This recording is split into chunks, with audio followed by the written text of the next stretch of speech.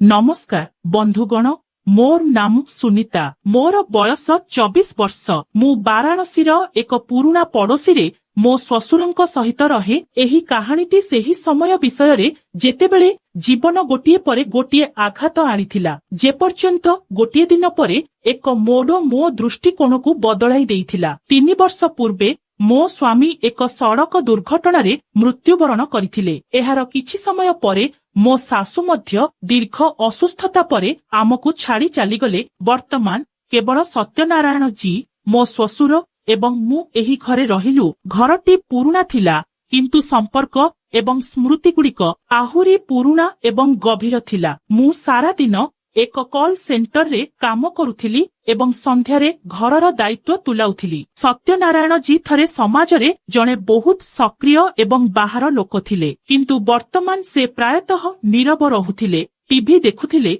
किंबा तांको रूम रे रहुथिले। मु प्रायतः अनुभव करुथिली जे से किछि लुचाउछंती। एक दुख एक एकाकिता जाहाकु से प्रकाश करिबाकु चाहू नथिले। मु प्रायतः भाबुथिली जे मु तांको मनरे एही शून्य स्थान पूरण करिपारिबि कि। गोटिए रातिरे मु पानी पीबाकु उठिली एवं उपर महलारू एक स्वर सुनिली। जेतेबेले मु तांको देखा करिबाकु गली मो श्वशुर किछि पुरुणा फोटो देखुथिले। तांको आखि ओदा थिला, हुए तो एकाकिता तांको भितरे ग्रास करुथिला। मु चुपचाप तळकु फेरी आसिली। सेही रातिरे मु निजको प्रतिज्ञा करिथिली जे मु तांको आउ एका अनुभव करिबाकु देबी नाही। परदिन सकाळे मु तांकर प्रिय आलू परोटा एवं अदा चा प्रस्तुत कली। जेतेबेले मु तांको आगरे ट्रे रखिली से आश्चर्य होईगले। मु हसी कहिली, सत्यनारायण जी मु आपणंकु बहुत दिन हेला हसुथिबार देखि नाही, मोते आपणंकु एठाकु आनिबाकु पड़िबो। से हालका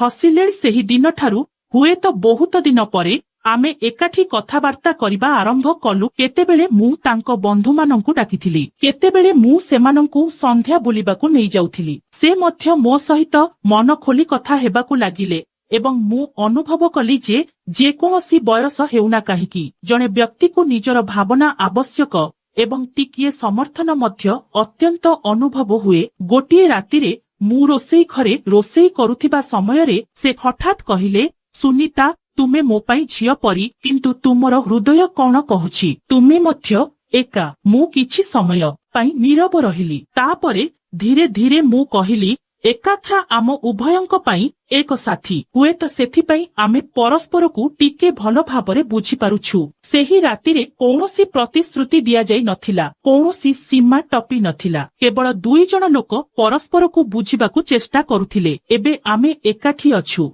परस्परर दुखरे सहभागी, परस्परर समर्थन एवं एहा आमर कहानी। संपर्क सबुबेले समाज द्वारा परिभाषित हुए नाही। केतेबेले जीवन निजे नुआ अर्थ सृष्टि करे जेउठारे अंतरंगता, बुझामणा एवं सम्मान सबुठारु बड़ बंधन होई जाए। समय धीरे धीरे बीतीगला। आमर दिनगुड़िक एक आरामदायक लयरे चलीगला। आमे एकाठी सकाळ चा पिउथिलु। से खबर कागज पढ़ी मोते खबररू कहानी सुनाउथिले एवं मु तांकु मो मोबाइल रे दुनियार नुआ जिनिस देखाउथिली। थरे मु टिके थकी जाई ऑफिस रु फेरिली एवं से प्रथम थर पाई मोते गुड़ सहित चा तैयारी कले। मोते कप देई से कहिले, मु जानी नाही एहा तुम परी स्वादिष्ट हेबो कि नाही किंतु मु चेष्टा करिछि। मु हसिली। कोनोसी दाबी किंबा अधिकार बिना निजर एक भावना। तापरे गोटिए दिन एक चिठी आसिला। एहा दिल्ली रे जणे पुरुणा कॉलेज बंधुंक विवाह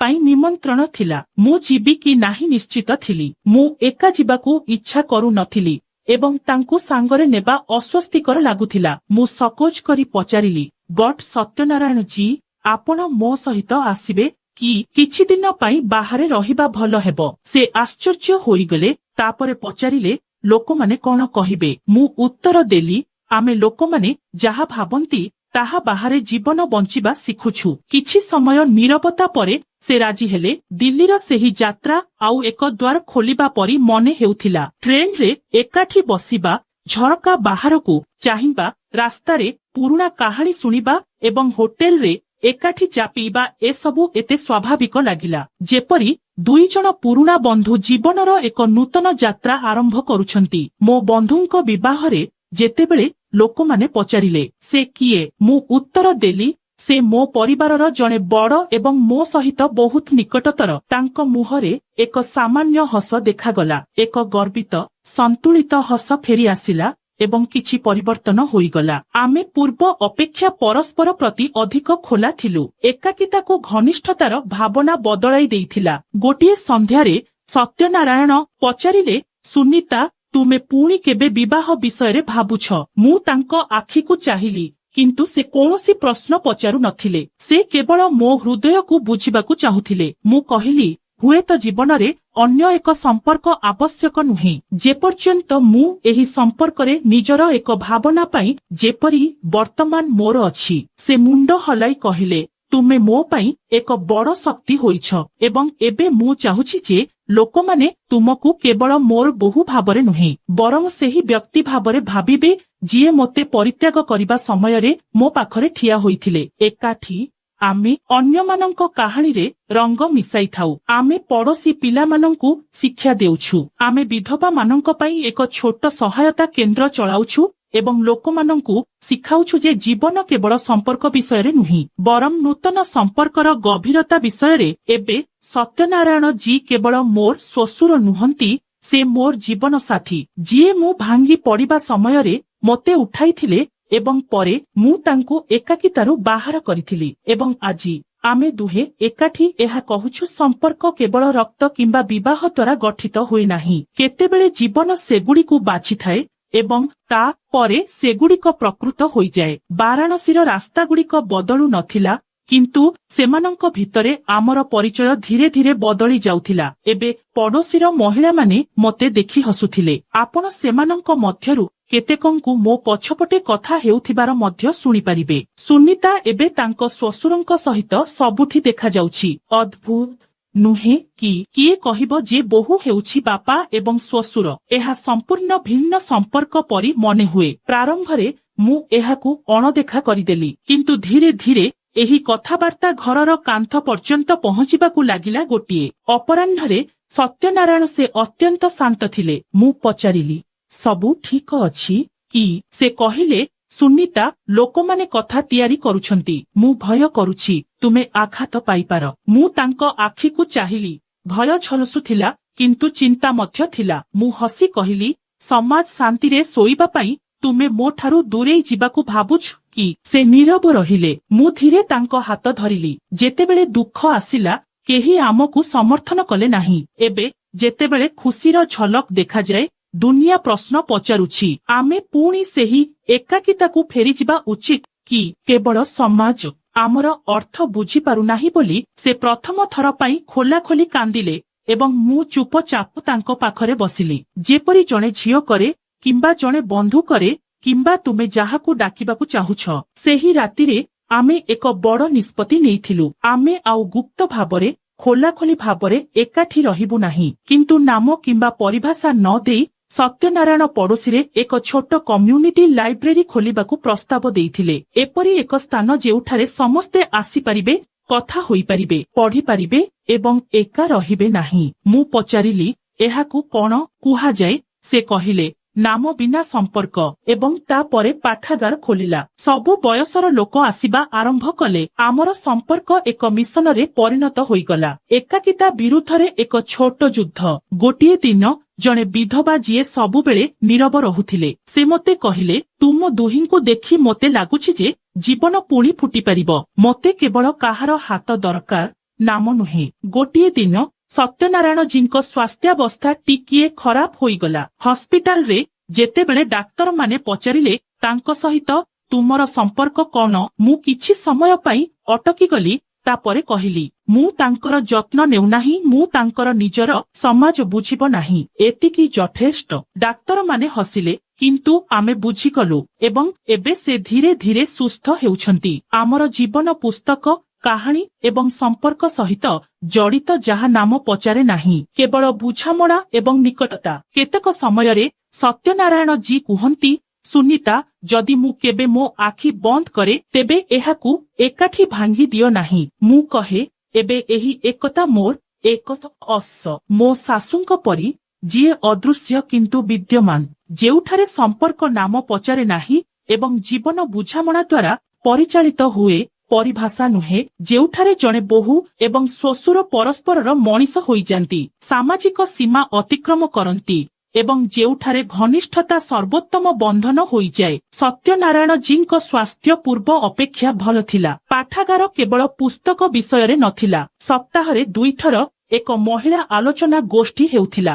ଗୋଟିଏ ଦିନ ପିଲାମାନଙ୍କ ପାଇଁ ଏକ କାହାଣୀ କହିବା ଅଧିବେଶନ ହେଉଥିଲା ଏବଂ ରବିବାର ଦିନ ଚାଏ ପେ ଚର୍ଚ୍ଚା ନାମକ ବୟସ୍କ ଲୋକଙ୍କ ଏକ ବୈଠକ ହେଉଥିଲା। ସୁନିତା ସେହି ସ୍ଥାନର ଆତ୍ମା ହୋଇଯାଇଥିଲେ। ଗୋଟିଏ ସନ୍ଧ୍ୟାରେ ଯେତେବେଳେ ସମସ୍ତେ ଚାଲି ଯାଇଥିଲେ, ସୁନିତା ଏକା ବସି ଏକ ପୁସ୍ତକ ଓଲଟାଇଥିଲେ। ସେହି ପୁସ୍ତକ ତାଙ୍କର ଥିଲା। ଅନେକ ମାସ ପରେ ନିଜକୁ ଭେଟି ସେ ନିଜକୁ ପଚାରିଲେ, ସୁନିତା, ତୁମେ କିଏ? କେବଳ କାହାର ବୋହୂ, କାହାର ସାଥୀ?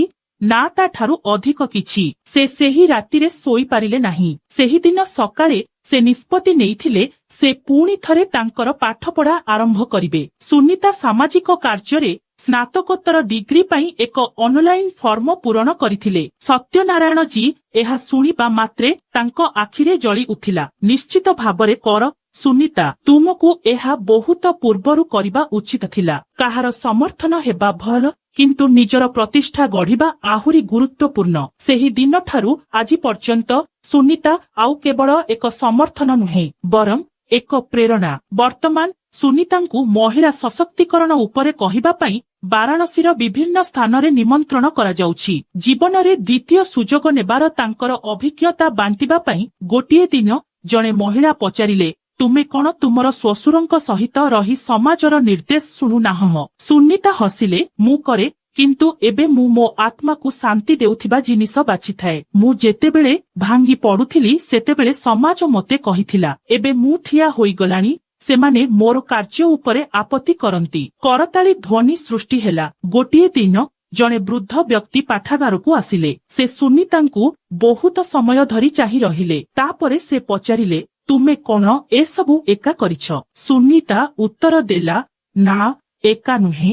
ସେଠାରେ କେହି ଜଣେ ଥିଲେ ଯିଏ ମୋତେ କହିବାକୁ ଦେଉନଥିଲେ। ସେ କେବଳ ଚୁପ ହୋଇ ଠିଆ ହୋଇଥିଲେ। ସେହି ବ୍ୟକ୍ତି କହିଲେ, ମୁଁ ଇଚ୍ଛା କରୁଛି ଯେ ମୋ ବୋହୂ ତୁମ ପରି ହୁଅନ୍ତା। ସୁନିତା ହସି କହିଲେ, ହୁଏତ ତୁମେ ତାଙ୍କୁ କେବେ ସୁନିତା ହେବାର ସୁଯୋଗ ଦେଇନଥାନ୍ତ। ଏବେ ସୁନିତା କେବଳ ସତ୍ୟନାରାୟଣ ଜୀଙ୍କ ଯତ୍ନ ନେଉଥିବା ବ୍ୟକ୍ତି ଭାବରେ ନୁହେଁ, ବରଂ ସାଥ ଲାଇବ୍ରେରୀର ପ୍ରତିଷ୍ଠାତା, ଜଣେ ମହିଳା ସଚେତନତା କର୍ମୀ ଏବଂ ଅନୁସରଣ କରିବା ପାଇଁ ଏକ ଉଦାହରଣ ଭାବରେ ପରିଚିତ ହୋଇଥିଲେ। ସତ୍ୟନାରାୟଣ ଜୀ ଏବେ ଗର୍ବର ସହିତ କୁହନ୍ତି, ସୁନିତା ମୋତେ ପୁଣି ଥରେ ବଞ୍ଚିବାକୁ ଶିଖାଇଲେ ଏବଂ ମୁଁ ତାଙ୍କୁ ଉଡ଼ିବାକୁ ଶିଖିଲି। ବର୍ତ୍ତମାନ ଆମର କାହାଣୀ ସାମାଜିକ ପରିଭାଷାର ସୀମା ଅତିକ୍ରମ କରି ମାନବିକତା ଏବଂ ଆତ୍ମସମ୍ମାନର ଶୀର୍ଷରେ ପହଞ୍ଚିଛି। ଏହା ଜଣେ ବିଧବା ବୋହୂଙ୍କ କାହାଣୀ ଯିଏ ନିଜକୁ ଅନ୍ୟ କାହାର ନୁହେଁ ନିଜର କରିଥିଲେ। ଜଣେ ବୃଦ୍ଧ ପିତାଙ୍କ କାହାଣୀ ଯିଏ ସମ୍ପର୍କର ସୀମା ଅତିକ୍ରମ କରି ଏକ ନୂତନ ଝିଅକୁ ଜନ୍ମ ଦେଇଥିଲେ ଏବଂ ଏହି କାହାଣୀ ସେମାନଙ୍କ ପାଇଁ ଯେଉଁମାନେ ନିଜ ଦୁଃଖରୁ ଉପରକୁ ଉଠି ଅନ୍ୟମାନଙ୍କ ପାଇଁ ଆଲୋକ ହୋଇପାରନ୍ତି। ଦିନ ବିତିବା ସହିତ ସୁନିତାର କାମ କେବଳ ଏକ ନାମ ନୁହେଁ, ବରଂ ଏକ ଆନ୍ଦୋଳନ ହୋଇଗଲା। ସୁନିତାଙ୍କ କାମ ବାରାଣସୀ ବାହାରେ ମଧ୍ୟ ସ୍ୱୀକୃତି ପାଇଥିଲା। ଛୋଟ ସହରରୁ ଝିଅ ଏବଂ ବିଧବାମାନେ ତାଙ୍କୁ ଚିଠି ପଠାଉଥିଲେ, ସୁନିତା ଦିଦି, ତୁମେ ଆମକୁ ସାହସ ଦେଲ। ସତ୍ୟନାରାୟଣ ଜୀ ଏବେ ଜୀବନର ସେହି ପର୍ଯ୍ୟାୟରେ ଥିଲେ ଯେଉଁଠାରେ ଶରୀର ଧୀରେ ଧୀରେ କ୍ଳାନ୍ତ ହେବାକୁ ଆରମ୍ଭ କରେ, କିନ୍ତୁ ମନ ଜାଗ୍ରତ ରହିଥାଏ। ସେ ପ୍ରାୟତଃ କହୁଥିଲେ, ମୁଁ ଶାନ୍ତିରେ ଅଛି। ସୁନିତା, ତୁମେ ଏକା ରହିବ ନାହିଁ। ଏବେ ତୁମେ ଅନ୍ୟମାନଙ୍କର ଆଲୋକ ହୋଇଛ। ଗୋଟିଏ ରାତିରେ ସୁନିତା ତାଙ୍କ କୋଠରୀରେ ଚୁପଚାପ ବସିଥିଲେ। ସେ କ୍ଳାନ୍ତ କିନ୍ତୁ ଶାନ୍ତ ହସ ସହିତ ତାଙ୍କୁ ଚାହିଁଲେ। ଯଦି ମୁଁ କାଲି ସେଠାରେ ନଥାଏ, ସେ କହିଲେ। ସୁନିତା ଧୀରେ ତାଙ୍କ ହାତ ଧରିଲେ। ତୁମେ ମୋତେ ଯାହା ଶିଖାଇଛ ମୁଁ ତାହା କରିବି। ମୁଁ ନିଜର ଯତ୍ନ ନେବି ଏବଂ ଅନ୍ୟମାନଙ୍କୁ ମଧ୍ୟ ନିଜର ଯତ୍ନ ନେବା ପାଇଁ ଶକ୍ତି ଦେବି। ତୁମେ କୌଣସି ସ୍ଥାନକୁ ଯିବ ନାହିଁ। ଆମେ ସବୁବେଳେ ତୁମ ସହିତ ରହିବୁ। କିଛି ସମୟ ପରେ ଗୋଟିଏ ସକାଳେ ପାଠାଗାର ବାହାରେ ଏକ ସାଇନ୍ ବୋର୍ଡ ଝୁଲୁଥିଲା।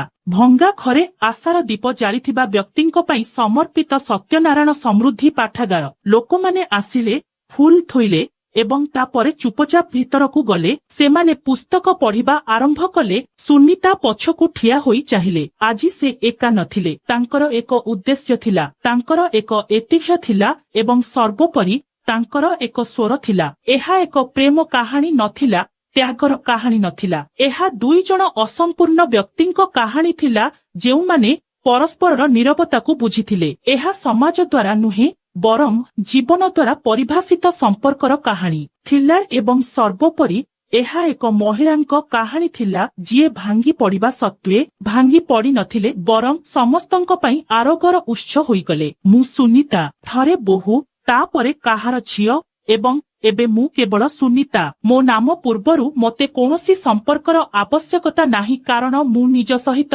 ମୋର ନିଜସ୍ୱ ସମ୍ପର୍କ ସୃଷ୍ଟି କରିଛି। ବନ୍ଧୁଗଣ, ଆପଣମାନଙ୍କୁ ଆମର କାହାଣୀଟି କିପରି ଲାଗିଲା କୁହନ୍ତୁ। ଯଦି କାହାଣୀଟି ପସନ୍ଦ ଆସିଛି ତାହେଲେ ଭିଡିଓକୁ ଲାଇକ୍, ସେୟାର ଏବଂ ଚ୍ୟାନେଲକୁ ସବସ୍କ୍ରାଇବ୍ କରନ୍ତୁ। ନମସ୍କାର, ଧନ୍ୟବାଦ।